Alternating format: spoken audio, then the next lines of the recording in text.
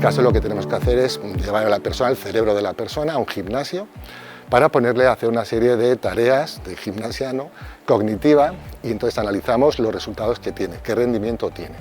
Además le pasamos, ese es el aspecto, digamos, cuantitativo. Luego tenemos el aspecto cualitativo mediante cuestionarios, entrevistas y otras herramientas para poder matizar los resultados que hemos visto cuantitativos, y de esa forma tomamos una decisión para informar si la persona tiene altas capacidades o no, y si las tiene, qué tiene dentro de ese espectro, si tiene superdotación o tiene un talento, y si es así, cuál, si es simple, complejo o conglomerado.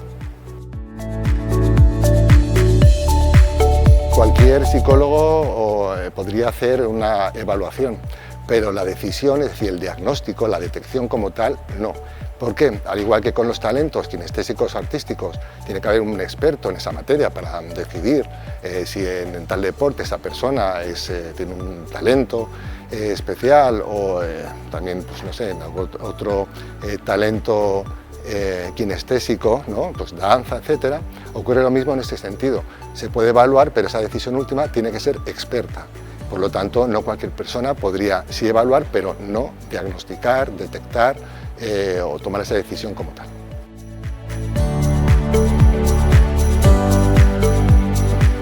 Hay una serie de mitos que tienen las personas acerca de las altas capacidades, de manera que cuando tienen que detectar, es decir, hacer un cribado de qué personas podrían tener altas capacidades, no consiguen hacerlo. Esto se produce principalmente en los centros educativos.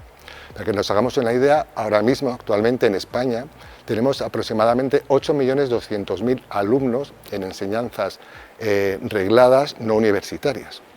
Sin embargo, han sido detectados hasta la fecha aproximadamente 50.000 personas. Teniendo en cuenta que las altas capacidades, siendo moderados, sería el 10% de la población, tendríamos que haber encontrado en España 820.000 alumnos con altas capacidades. Frente a los 50.000 que se han detectado, quiere decir que 770.000 alumnos no sabemos qué nombres tienen, dónde están, qué estudian y cuál es su talento.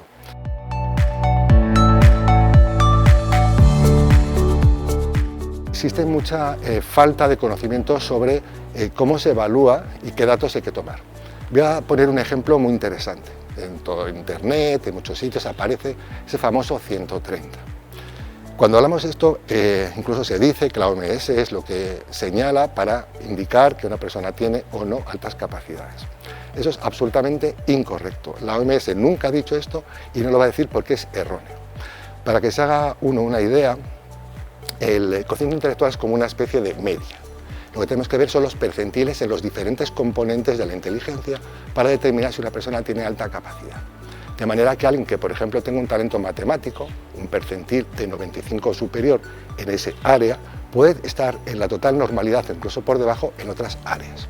Si hacemos esa media, a lo mejor la persona da un CI, imagínate, de 110. Y sin embargo tiene un talento matemático que es desperdiciado y que podría ser un gran matemático o matemática en el futuro. Por lo tanto, hay que indicar que cuando hablamos de un CI de 130 o superior, eso se da en los superdotados, que es un subconjunto de la alta capacidad. De manera que el 80% de las personas con altas capacidades tiene un CI inferior a 130. De manera que si nos basamos en ese CI de 130 es algo completamente erróneo.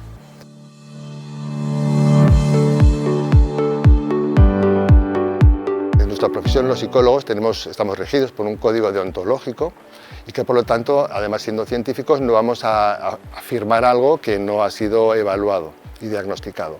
Cuando nosotros, por ejemplo, si hablamos de menores, nos acuden unos padres para que evaluemos a su hija o a su hijo, si encontramos alta capacidad, hacemos un informe y firmamos ese informe certificando que tiene alta capacidad.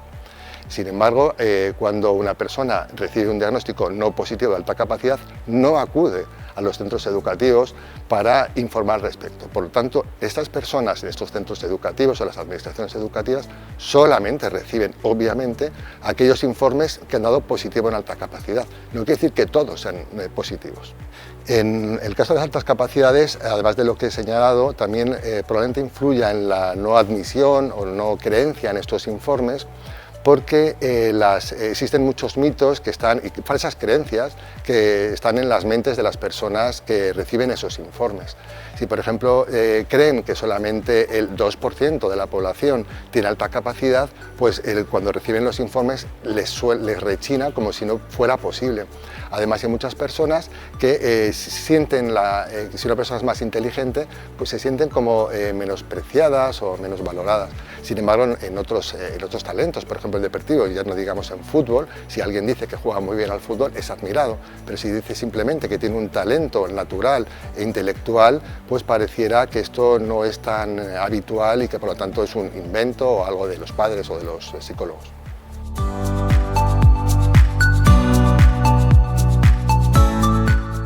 Es fundamental que las personas se asocien, vayan a su asociación, a informarse, a ser asesorados adecuadamente y desde luego pelearlo porque estamos hablando del futuro de un ser humano, del presente y del futuro. Y además también de un ser humano que puede proporcionar una serie de bondades a la sociedad en la que vive.